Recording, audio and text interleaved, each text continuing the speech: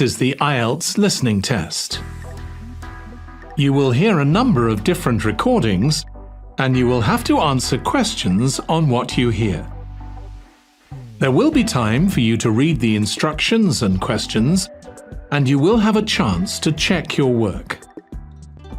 All the recordings will be played once only. The test is in 4 parts. At the end of the test, you will be given 10 minutes to transfer your answers to the answer sheet. Section 1.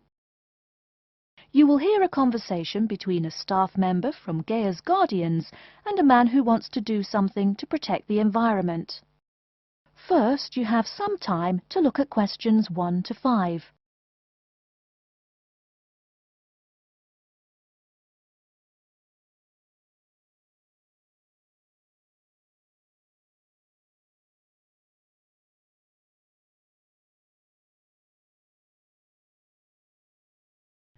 Now we shall begin. You should answer the questions as you listen, because you will not hear the recording a second time. Listen carefully and answer questions 1 to 5.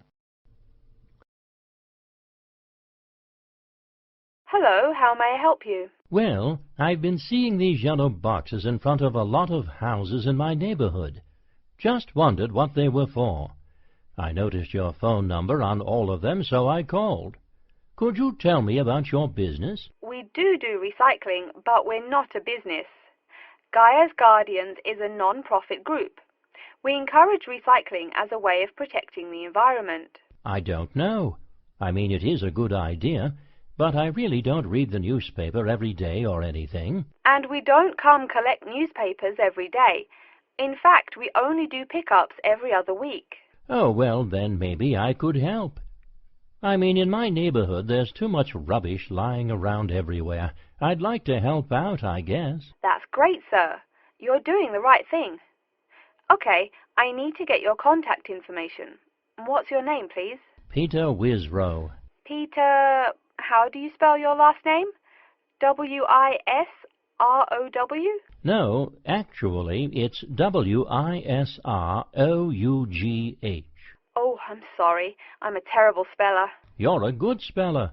It's just that my family are terrible pronouncers. You're quite a card, Peter. Okay, now what's your address? Number 168 Bridge Road. That's here in London. How about if I have any questions? I'm sending you a copy of our booklet too. The booklet has our phone number and our email address, helpline@blackcat.com. That's HELPLINE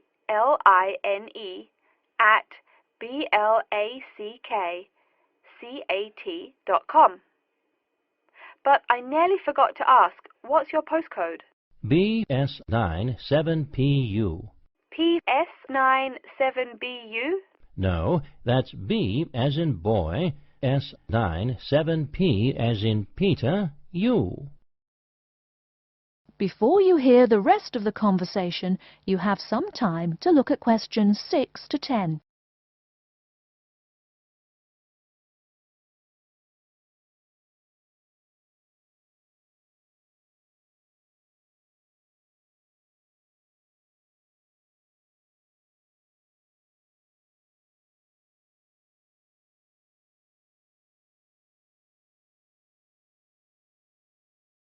Now listen and answer questions 6 to 10. So I'm guessing those yellow boxes I saw are for recycled newspapers. Yes, that is correct, and it's free of charge. Wow, that's good news. Do you recycle anything besides newspaper? Oh yes, we recycle most everything. Glass, plastic, paper. Oh, so I can put like glass and plastic bottles in the box. Sorry again. Things like that you have to bring to our collection centre. And where is that? Our main centre isn't that far from you. It's actually right on the east side of Central Park. That new blue building? That's the one. Cool. Hey, what's with all those different colored boxes outside that place? Oh, that's for the different materials we recycle. The blue is for metal, the green is for glass and plastics, and the yellow, of course, is for paper. Okay. I'll try and manage to keep all that straight. Oh, no need. They're each labelled. Great. So which one would I put magazines in? Actually, they don't go in any of the bins. Unfortunately, magazines can't be recycled because of the material they're made of. It's such a waste. So, would you be interested in volunteering? I'll think about it.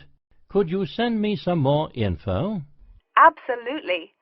Along with the newspaper box, I'll be sending you our booklet, Savvy. That is SAVVY. It tells you about what you can do to protect the environment in your daily life. Plus, it lists things you can do as a volunteer with our group. Hey, that's cool. Thanks. My pleasure. Do you have any other questions or concerns? Nope, that's it. That is the end of Section 1. You now have half a minute to check your answers.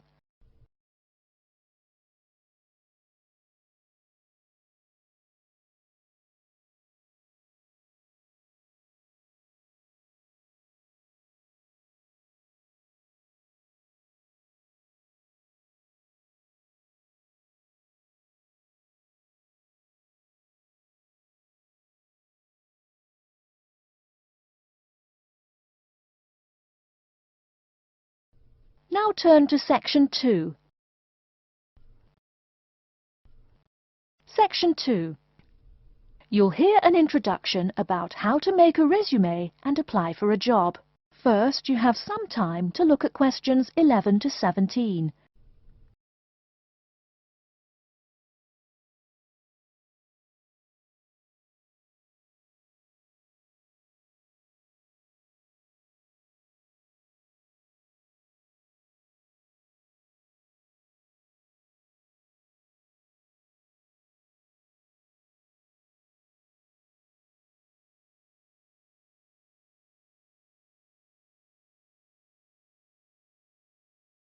Now, listen carefully and answer questions 11 to 17.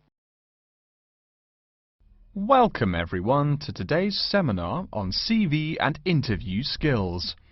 Remember, your CV is probably the most important document you will ever write. It opens the door to your career, and that job interview is probably the most important meeting you will ever attend.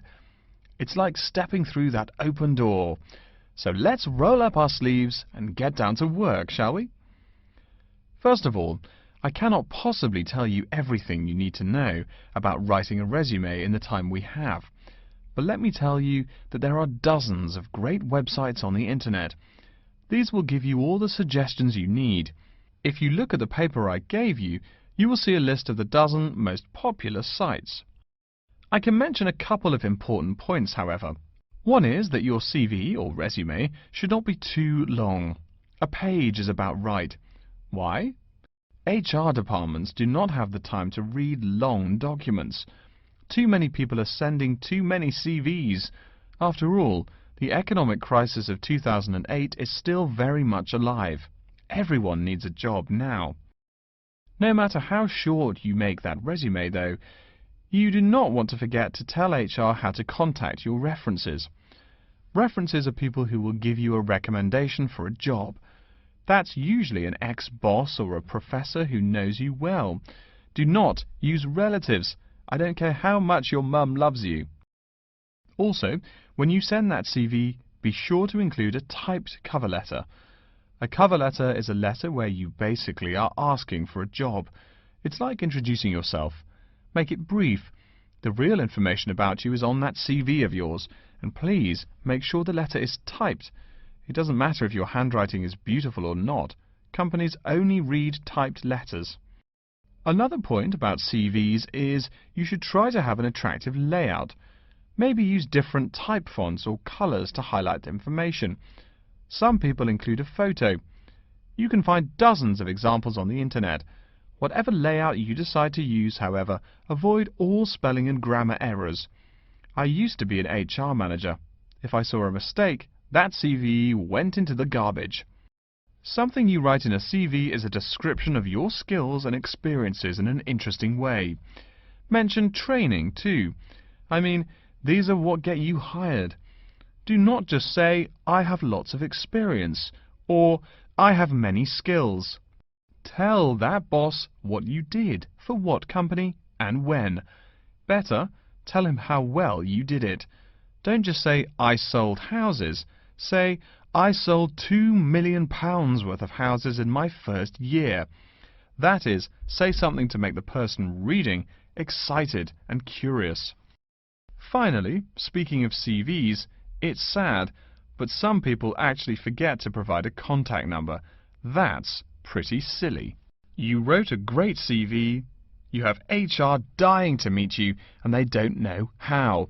You forgot your phone number. Oh sure, if you apply online they have your email address, but you just showed them you're forgetful. Why are they going to want to talk to you after that? Before you hear the rest of the talk, you have some time to look at questions 18 to 20.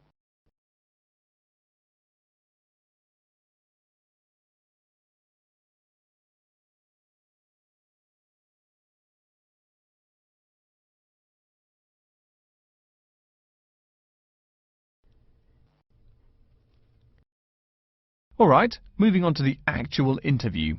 I'll go over what you need to know by the end of it, and what you can discuss and negotiate on later once it looks like you'll be offered the job. First, there's working hours. It's not that necessary to hammer out the hours off the bat, especially since it's easy to come off as lazy when the first thing you bring up is how much you're going to have to work. You can also find out more about possible promotions later on. It is important, however, to get a feel for how much you'll be paid. You should make sure the salary range is commensurate with what you're worth, and if you're not, you can move on to better opportunities. Being sure you're going to make what you want to live on is much more important than issues like your pension. You're all so young that your pension is not going to matter for quite a long time. You should find out about what skills you must know for the job and what they'll teach you. In addition, if the company will provide training, you should find out how long the training period is and whether it is paid. Beware of any jobs that want you to train for a long time without appropriate compensation. Speaking of compensation, find out about holidays as well. Do you get paid vacation time? Are you allowed to take personal days? Do you have to work on national holidays? Once you work out these main issues, you can move on later to details like the location and expected attire and whatnot. Wow, that's a lot of information. Let's take a break so you can think everything over and ask any questions you may have. Don't hesitate to come and see me if you need any clarification on all this stuff. That is the end of section 2. You now have half a minute to check your answers.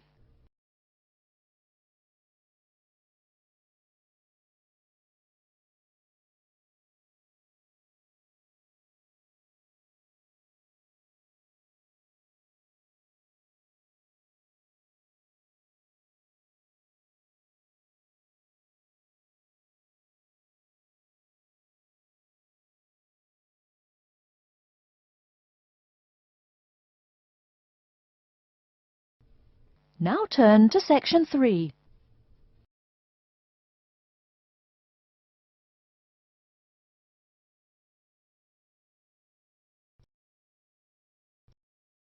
Section 3. You will hear a man called Frank talking to Dr. Lindsay about what he should study if and when he returns for further classes. First, you have some time to look at questions 21 to 25.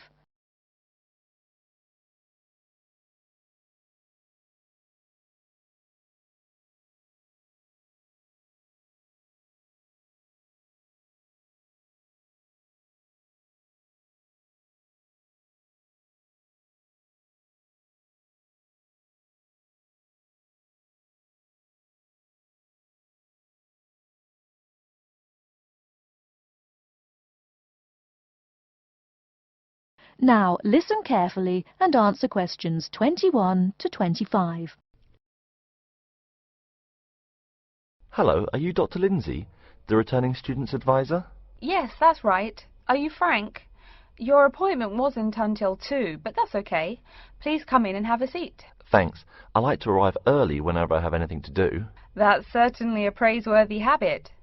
Let me see. It looks like you've taken a long break from school, and I understand you wanted to have a chat about what you should study if and when you return for further classes. It's such a big challenge.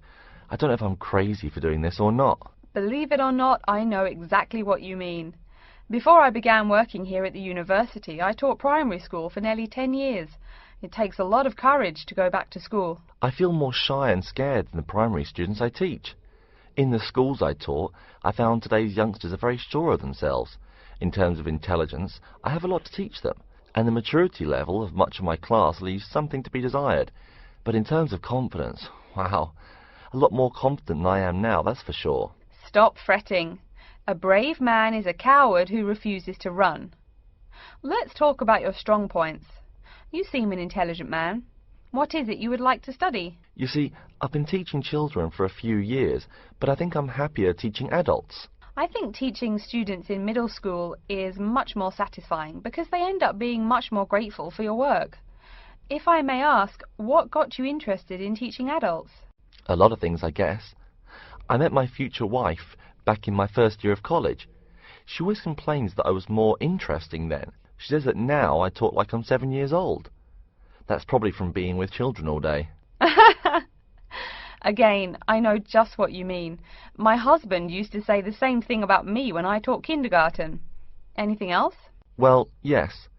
Fairly often now I run into former students and we talk. Some of them are getting close to being grown up.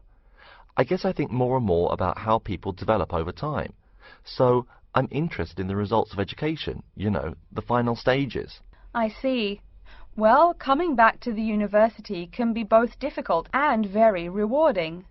There are some problems unique to returning students, you know, older students like yourself. What do you think is your greatest weakness? Well, I actually think my confidence is getting better. I'm definitely overcoming my introversion and starting to be much more comfortable in front of a class. To tell you the truth, I'm afraid I'm rather behind the times about many things. It's more difficult for me to chase after the popular things youngsters are fond of, such as iPhone, Twitter, if you name it. I think I understand. Before you hear the rest of the talk, you have some time to look at questions 26 to 30.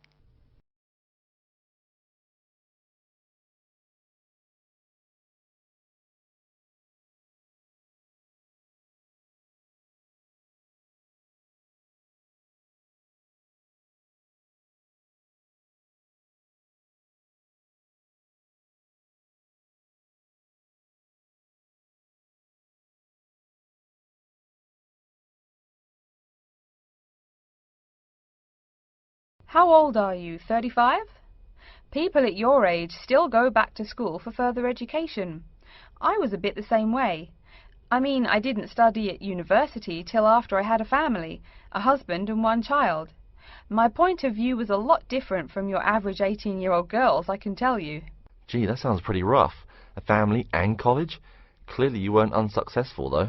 It was, Frank, it truly was. My first term at school was extremely stressful. But, excuse me, you're not here to listen to my life story. We're talking about your plans. Is there anything unique I should know about you or your past experience or plans? I'm afraid not. There is nothing interesting about my career or plans. It's really not too impressive. Now, I forbid you to talk like that. This is your one life, and if you're not interested, why bother living it? Don't be so humble, Frank. Okay. My wife says I'm a wimp. Let's talk about your dreams a bit. You want to teach adults, you said. What would you like to teach them? Well, when I first came to college, I really liked languages and literature. A lot of people have told me that for practical reasons, it would be more rewarding to choose business management as my major. But I made up my mind to study liberal arts once I got the idea of going back to school. I must say it's refreshing to meet someone who knows there's more to an education than computers and finance. Let's have a look at the university course catalogue. Excuse me, Dr. Lindsay, before we do that, could I maybe ask you some questions about changes in university life? I think I need to discuss that so I know what to expect. Of course. I'm here to help you. the biggest thing to get used to is the change in technology. Professors present things on huge screens, many of which are interactive computerized whiteboards. You can write on them still and use them like a touchscreen. They're really handy. No more sloppy scribbled notes on the projector. Let's see, I doubt you'll be living in student housing, so I won't go into all the improvements there. Another major change that you'll enjoy is the plethora of resources available for students. As a student, you have 24-hour access to the gym and library privileges that include the use of school computers to scan, copy and print, and of course the media library, which contains movies from all genres and most of the movies listed on AFI's top 100 movies of all time. The dining facilities are also not what they used to be. They offer choices for all diets, and you can expect a hot meal any time of day. Wow, things really have changed. I'll be sure to utilize all those great facilities in my time here. Thanks for all your help, Dr. Lindsay. I think that's all the questions I have for now. That is the end of section 3. You now have half a minute to check your answers.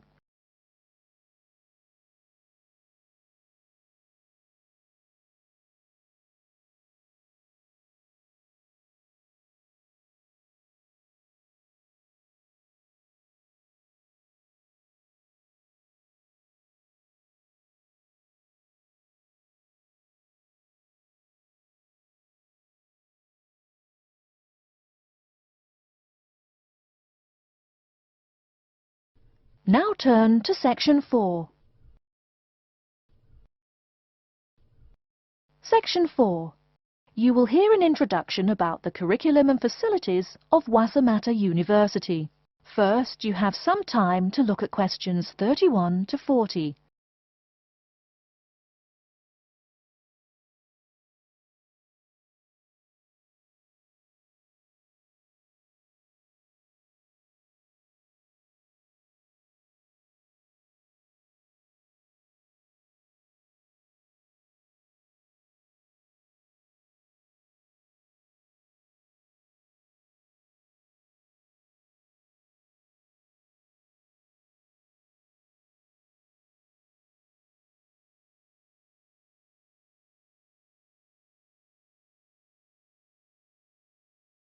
Okay, and welcome back.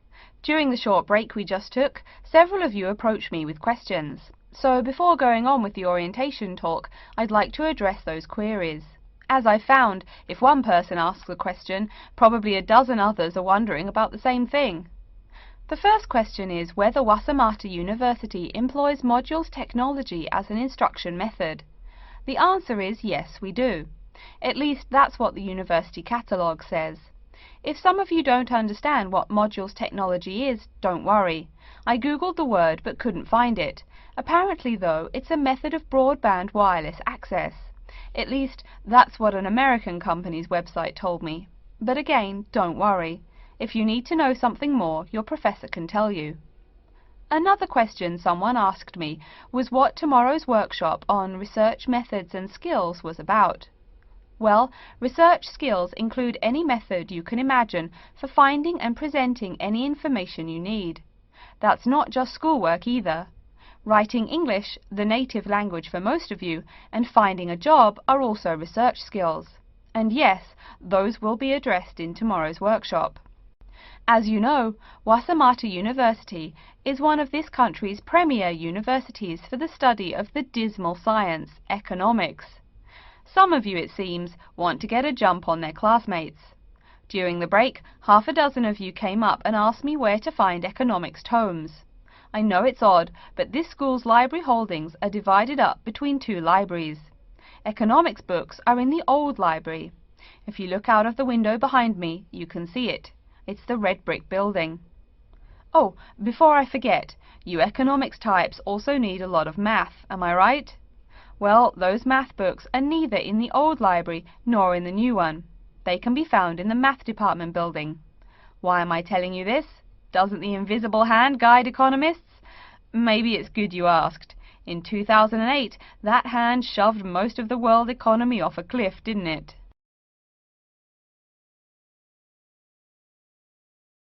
Now, I realize that most of you couldn't bring a computer printer or a photocopier from home. So I'm sure you're already wondering where you can copy things like term papers, internet articles, and things like that. I have some good news and some bad news. The good news is that there are a number of places you can make copies. These include both libraries and the Student Union building. Now the bad news. I'm sorry to say, most classroom buildings and academic departments do not have copiers students can use. So most of the large buildings you see around campus do not have copiers for students. The copiers there are reserved for professors and office staff. Oh yes, I nearly forgot to tell you. If you need to have printing done, all the copiers available to students are laser printers. Plus, for your convenience, you can pay using prepaid cards. You can get those in the Student Union building. That just covers the questions put to me. If you have more, please see me during the next break at 2:15. Right now, though, I'd like to start to give you a rundown on the various facilities here on campus. That way you won't get lost so easily in the weeks to come. I've been told that this year's incoming class features a large number of married students and parents. So you must be wondering where to put the baby while you're in class. Okay, right now we're in the Student Union building, right? Remember the big doors in front where you all came in?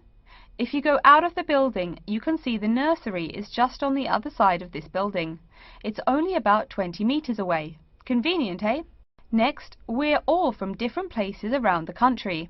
Some of you are from other countries. That means we're pretty likely to get sick during the first months of school as we expose each other to many new viruses. So where's the doctor? Of course, you need to find the Medical Services Centre, which is on the right as you leave the building. Remember, that's the second building on the right. And if you look out of that window, you can see a lot of antenna and satellite dishes on the roof. So that's what we call the Media Centre. Yeah, I know, I think it's confusing too. The Media Centre is next to the Medical Centre. The chairwoman of the journalism school on the first floor doesn't like it when people who wander in there mistake her for a nurse. Chances are you'll have at least one math class while you're here. That red building there, just outside to the left, is the math department building. I know, it looks about as old as the subject of math, but I assure you that the inside is equipped with state-of-the-art classroom equipment, including interactive chalkboards and surround sound in every room. Oh, can you see the back building there? Yes, behind the Media Centre. Quite new, isn't it? That's the new library, just decorated. They're back to back, you might say. If you look just to the left of it at the lower, older-looking building, you'll find the old library. It's nice and quiet, perfect for those marathon study sessions during exam week. Since the weather is so nice, why don't we stop looking at our maps, but go for a walk around the campus? That is the end of section 4. You now have half a minute to check your answers.